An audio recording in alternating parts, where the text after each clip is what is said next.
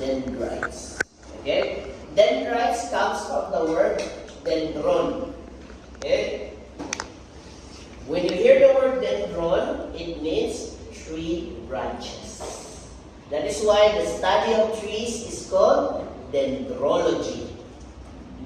Okay? Because it comes from the word dendron, meaning tree. So, that it resembles the branches of trees. Okay? And the primary receptive sites of impulses from other neurons. When we talk about organelles of the neuron, what organelle receives the most signals? It is the dendrites or the dendrites and the soma. Meaning, from another neuron, the neurotransmitter either lands on the dendrites or the soma of the cell.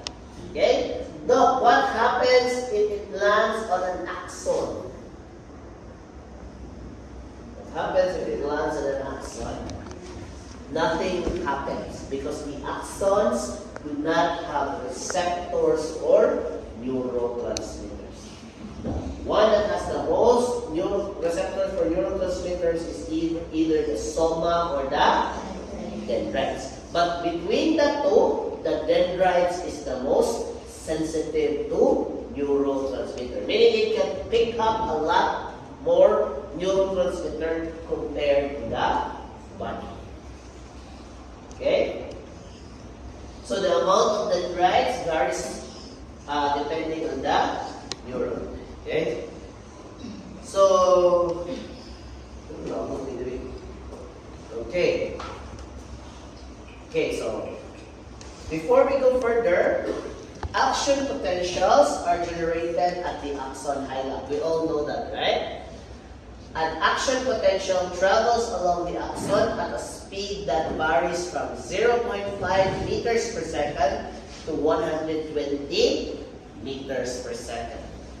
Larger axons over 1 UM in diameter are myelinated.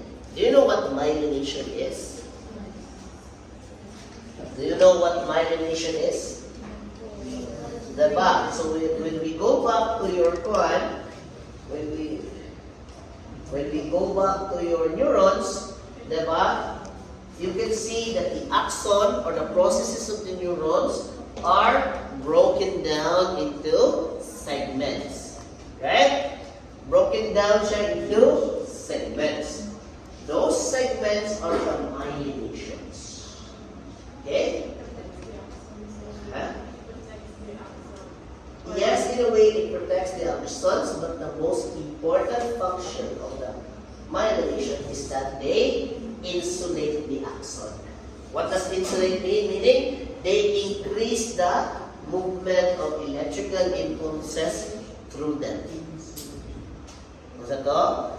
They increase the speed of electrical impulses inside the axon. Okay?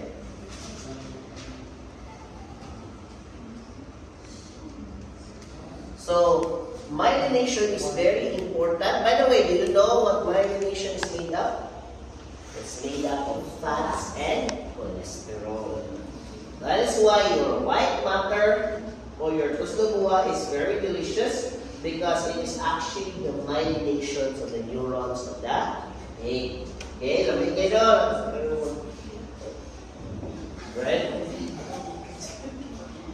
Okay. So,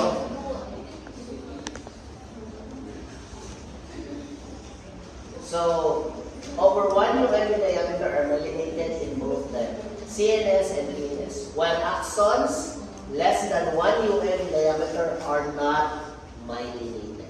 Okay, so kung di sila myelinated, kung sa may disadvantage na, the electrical impulse travels less within their axonal processes. Okay? Excuse me. Myelinated axons conduct impulses much faster than non-myelinated axons. There is a constant relationship between axon diameter and internodal length and conduction velocity. So conduction velocity, student, is how fast electrical impulse travels through the length of the axon. Okay, so the greater the myonucleation, the greater the speed of movement. Okay?